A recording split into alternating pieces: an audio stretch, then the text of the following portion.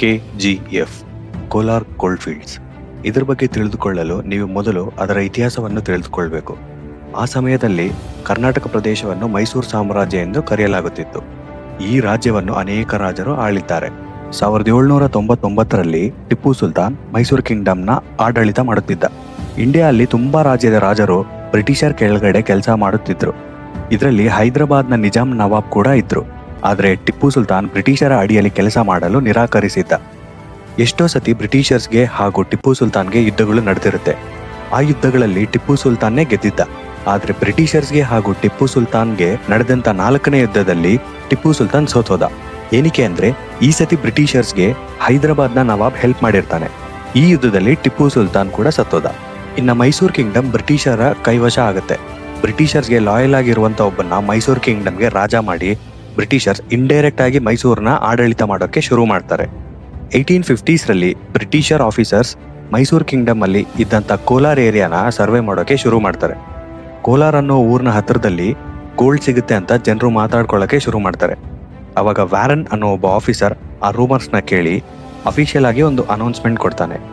ಯಾರು ನನಗೆ ಮಣ್ಣಿಂದ ಬಂಗಾರನ ತೆಗೆದು ತೋರಿಸ್ತಿರೋ ಅವ್ರಿಗೆ ಒಳ್ಳೆ ಬಹುಮಾನ ಕೊಡ್ತೀನಿ ಅಂತ ಹೇಳ್ತಾನೆ. ಅಲ್ಲೇ ಹತ್ತಿರದಲ್ಲಿ ಇರುವಂತಹ ಆ ಗ್ರಾಮದ ಪ್ರಜೆಗಳು ಆ ಅನೌನ್ಸ್ಮೆಂಟ್ನ ಕೇಳ್ತಾರೆ. ಅವರೆಲ್ಲ ತಡ ಮಾಡದೆ ಎತ್ತಿನ ಗಾಡಿಗಳಲ್ಲಿ ಮಣ್ಣನ್ನ ಹಾಕೊಂಡು ವ್ಯಾರನ್ ಮುಂದೆ ತಂದು ಇಡ್ತಾರೆ. ಅವಾಗ ವ್ಯಾರನ್, ನಾನು ತೋರ್ಸೋಕೆ ಹೇಳಿದ್ದು ಮಣ್ಣನ್ನಲ್ಲ ಬಂಗಾರನ ಅಂತ ಹೇಳ್ತಾನೆ. ಅವಾಗ ಅಲ್ಲಿದ್ದವರು ಮಣ್ಣನ್ನ ಜರಡಿ ಹಿಡಿದ ತಕ್ಷಣ ಹಳದಿ ಬಣ್ಣದ ಒಂದು ಪದಾರ್ಥ ಕಾಣಿಸೋಕೆ ಶುರು ಆಗುತ್ತೆ. 57 kg ಮಣ್ಣನ್ನ ರಿಫೈನ್ ಮಾಡಿದ್ರೆ 1 ಗ್ರಾಮ್ ಬಂಗಾರ ಸಿಕ್ತು. ಅವಾಗ ವ್ಯಾರನ್ ಆ ಮಣ್ಣನ್ನು ಇರುವಂತಹ ಪ್ರದೇಶಕ್ಕೆ ನನ್ನನ್ನು ಕರೆದುಕೊಂಡು ಹೋಗಿ ಅಂತ ಹೇಳ್ತಾನೆ. ಆತ ಕೇಳಿದಂತೆ ಅಲ್ಲಿದ್ದಂತಹ ಪ್ರಜೆಗಳು ಅವನನ್ನ ಕರೆದುಕೊಂಡು ಹೋಗಿ ಆ ಪ್ರದೇಶನ ತೋರಿಸ್ತಾರೆ. ಆ ಪ್ರದೇಶನ ನೋಡಿದ ವ್ಯಾರನ್ ಅವನ ಮೇಲ್ ಅಧಿಕಾರಿಗಳಿಗೆ ಒಂದು ಪತ್ರ ಬರೀತಾನೆ. ಇಲ್ಲಿ ಕೋಲಾರ್ ಹತ್ತಿರದಲ್ಲಿ ಬಂಗಾರ ಗಣಿಗಳು ಇದೆ, ಅದರಿಂದ ನಾವು ಬಂಗಾರನ ತೆಗೆದ್ರೆ ಅಮೂಲ್ಯವಾದ ಸಂಪತ್ತನ್ನು ಸ್ವಂತ ಮಾಡ್ಕೋಬಹುದು ಅಂತ ಬರೀತಾನೆ.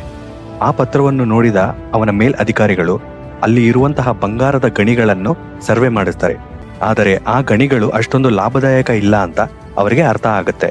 ಇನ್ನು ಮಾಡೋಕೆ ಏನು ಇಲ್ಲ ಅಂತ ಆ ಬಂಗಾರದ ಗಣಿನ ಹಾಗೆ ಬಿಟ್ಟು ಹೋಗುತ್ತಾರೆ. ಮೈಕೆಲ್ ಲ್ಯಾವೆಲೆ ಈತ ಒಬ್ಬ ಬ್ರಿಟಿಷ್ ಸೈನಿಕ. ಈತ 1850ರಲ್ಲಿ ನ್ಯೂಜಿಲೆಂಡ್ನಲ್ಲಿ ನಡೆದಂತಹ ಯುದ್ಧದಲ್ಲಿ ಸೈನಿಕನಾಗಿ ಕೆಲಸ ಮಾಡಿರ್ತಾನೆ. ರಿಟೈರ್ ಆದ್ಮೇಲೆ ಇಂಡಿಯಾಗೆ ಬಂದು ಬ್ಯಾಂಗ್ಳೂರಲ್ಲಿ ಸೆಟಲ್ ಆಗ್ತಾನೆ. ಆಗಿನ ಕಾಲದಲ್ಲಿ ಬ್ರಿಟಿಷರ್ಸ್ ಮೆಡ್ರಾಸ್ ಅಥವಾ ಬೆಂಗಳೂರಲ್ಲಿ ಸೆಟಲ್ ಆಗೋರು, ಜಾಬ್ ಇರೋರು ಮೆಡ್ರಾಸ್ ಅಲ್ಲಿ ಸೆಟಲ್ ಆಗೋರು, ಒಳ್ಳೆ ಕ್ಲೈಮೇಟ್ ಬೇಕು ಅಂದ್ರೆ ಬ್ಯಾಂಗ್ಳೂರಲ್ಲಿ ಸೆಟಲ್ ಆಗೋರು. ಬ್ರಿಟಿಷರ್ಸ್ ಎಷ್ಟೇ ಚಳಿ ಆದ್ರೂ ಸಹಿಸ್ಕೊಳ್ಳೋರು, ಆದ್ರೆ ಸ್ವಲ್ಪ ಬಿಸಿ ಜಾಸ್ತಿ ಆದ್ರೂ ಅವರು ಸಹಿಸ್ಕೊಳ್ಳಕ್ ಆಗ್ತಿರ್ಲಿಲ್ಲ. ಬ್ಯಾಂಗ್ಳೂರಲ್ಲಿ ಕ್ಲೈಮೇಟ್ ಆಲ್ಮೋಸ್ಟ್ ಇಂಗ್ಲೆಂಡ್ ಇರುವಂತೆನೆ ಇರೋದು. ಅದಕ್ಕೆ ಲ್ಯಾವೆಲೆ ಅನ್ನೋ ಈ ಸೈನಿಕ ಅವನು ರಿಟೈರ್ ಆದ್ಮೇಲೆ ಬ್ಯಾಂಗ್ಳೂರಲ್ಲಿ ಸೆಟ್ಲ್ ಆಗಿದ್ದು. ಇವನಿಗೆ ಪುಸ್ತಕಗಳು ಓದೋದು ಅಂದ್ರೆ ತುಂಬಾ ಇಷ್ಟ. ಆತರ ಒಂದು ದಿನ ಒಂದು ಪುಸ್ತಕ ಓದುವಾಗ ಅದರಲ್ಲಿ ಕೋಲಾರ್ ಗೋಲ್ಡ್ ಫೀಲ್ಡ್ಸ್ ಬಗ್ಗೆ ವ್ಯಾರನ್ ಬರೆದಂತಹ ಆರ್ಟಿಕಲ್ ಒಂದು ಓದುತ್ತಾನೆ. ಆ ಪುಸ್ತಕ ಓದುತ್ತಾ ಲ್ಯಾವೆಲೆಗೆ ಕೋಲಾರ್ ಹತ್ತಿರ ಇರುವ ಬಂಗಾರದ ಗಣಿ ಮೇಲೆ ತುಂಬಾ ಆಸಕ್ತಿ ಹುಟ್ಟುತ್ತೆ. ಒಂದು ದಿನ ಎತ್ತಿನ ಗಾಡಿನ ಮಾತಾಡ್ಕೊಂಡು ಬ್ಯಾಂಗ್ಳೂರಿಂದ 100 ಕಿಲೋಮೀಟರ್ ದೂರದಲ್ಲಿರುವಂತಹ ಕೋಲಾರ್ ಪ್ರದೇಶ ಕಡೆಗೆ ಅವನ ಪಯಣ ಶುರು ಮಾಡ್ತಾನೆ.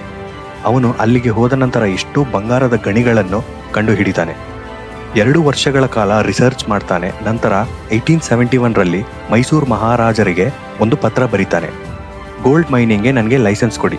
ನಾನ್ ಏನಾದ್ರೂ ಸಕ್ಸಸ್ ಆದ್ರೆ ನಿಮ್ಮ ಸರ್ಕಾರಕ್ಕೆ ತುಂಬಾ ಲಾಭ ಇರುತ್ತೆ. ಒಂದು ಪಕ್ಷ ನಾನ್ ಫೇಲ್ ಆದ್ರೆ ನಿಮ್ಮ ಸರ್ಕಾರಕ್ಕೆ ಯಾವುದೇ ತರಹದ ನಷ್ಟ ಇರೋದಿಲ್ಲ.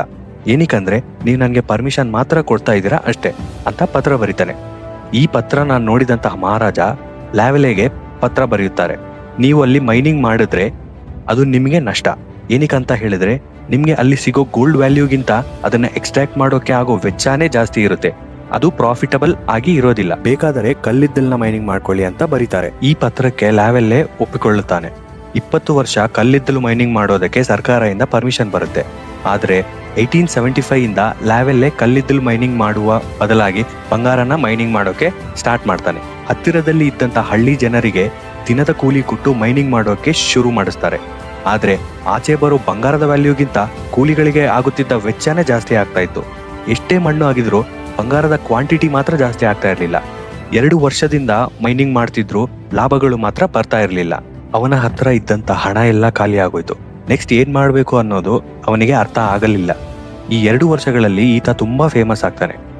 ಇವನ ಬಗ್ಗೆ ತಿಳಿದುಕೊಂಡಂತಹ ಕೋಲಾರ್ ಕನ್ಸೆಷನರೀಸ್ ಅನ್ನುವ ಕಂಪನಿ ಲ್ಯಾವೆಲೆ ಹತ್ರ ಈ ಬಂಗಾರದ ಗಣಿ ಕೊಂಡುಕೊಳ್ಳುತ್ತಾರೆ. ಈ ಕಂಪನಿ ಈ ಸತಿ ಬಂಗಾರನ ಎಕ್ಸ್ಟ್ರಾಕ್ಟ್ ಮಾಡೋಕೆ ಟೆಕ್ನಾಲಜಿ ಉಪಯೋಗ ಮಾಡುತ್ತೆ.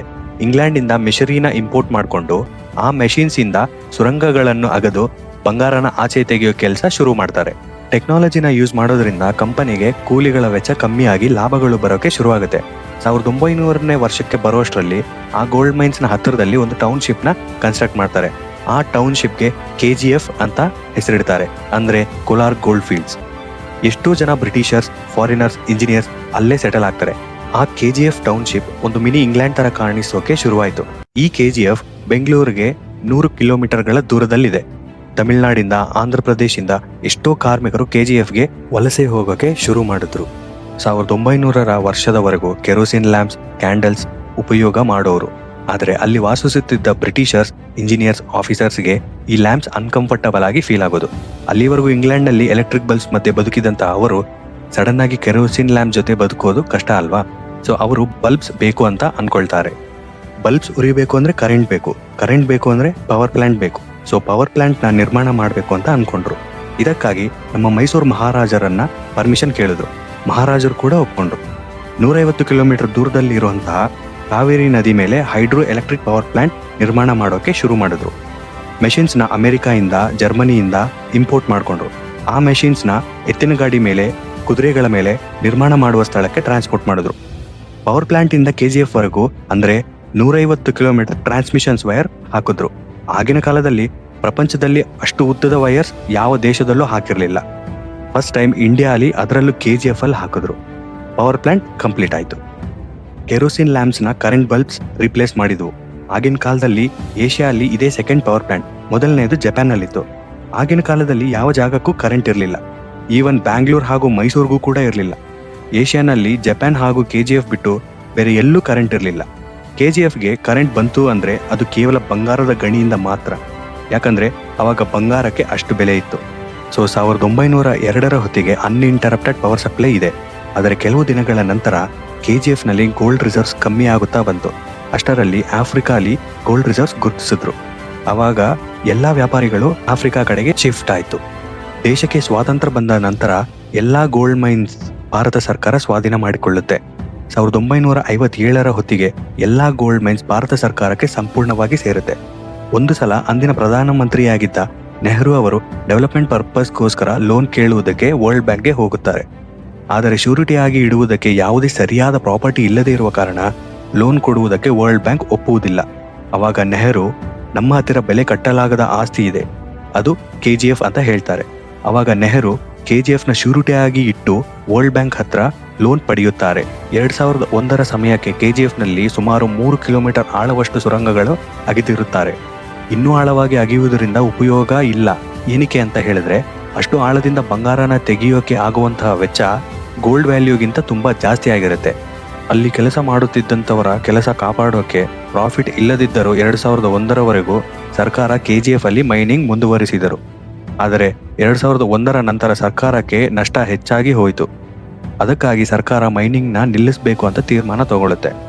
ಕೆಲಸ ಹೋಗುತ್ತೆ ಅನ್ನೋ ಭಯದಿಂದ ಅಲ್ಲಿ ಕೆಲಸ ಮಾಡುತ್ತಿದ್ದವರು ಪ್ರತಿಭಟನೆ ಮಾಡಿದ್ರು. ಆದರೂ ಕೂಡ ಸರ್ಕಾರ KGF ಅಲ್ಲಿ ಮೈನಿಂಗ್ ಮಾಡೋದು ನಿಲ್ಲಿಸ್ತು. ಒಂದು ಕಾಲದಲ್ಲಿ ಭಾರತದಲ್ಲಿ ಪ್ರೊಡ್ಯೂಸ್ ಆಗೋ ಬಂಗಾರ 90ರಷ್ಟು KGF ಇಂದ ಬಂದಿರೋದೆ. 2001ರ ಸಮಯಕ್ಕೆ ಅದು 0%ಗೆ ಬಿದ್ದು ಹೋಯಿತು. ಒಂದು ಕಾಲದಲ್ಲಿ ಬಂಗಾರದಿಂದ ತುಂಬಿದ್ದ ಪ್ರದೇಶ ಈಗ ಬರೀ ನೀರು ತುಂಬಿದೆ. KGF ಅಲ್ಲಿ ಇನ್ನೂ ಬಂಗಾರ ಇದೆ, ಆದರೆ ಅದು ತುಂಬಾ ಆಳದಲ್ಲಿದೆ. ಅಷ್ಟು ಆಳದಿಂದ ಬಂಗಾರನ ಸಂಗ್ರಹಿಸುವುದರಿಂದ ಯಾವುದೇ ತರಹದ ಲಾಭ ಇರೋದಿಲ್ಲ. ಸೊ ಇದು KGF ನ ರಿಯಲ್ ಸ್ಟೋರಿ. ನನ್ನ ಎಕ್ಸ್ಪ್ಲನೇಷನ್ ಇಷ್ಟ ಆದರೆ ಈ ವಿಡಿಯೋನ ಲೈಕ್ ಮಾಡಿ ಹಾಗೂ ಎಲ್ಲರಿಗೂ ಶೇರ್ ಮಾಡಿ. ಈ ಥರ ಇನ್ನೂ ಇಂಟ್ರೆಸ್ಟಿಂಗ್ ವಿಡಿಯೋಸ್ಗೋಸ್ಕರ ನನ್ನ ಈ ಚಾನೆಲ್ನ ಸಬ್ಸ್ಕ್ರೈಬ್ ಮಾಡ್ಕೊಳ್ಳಿ. Thank you.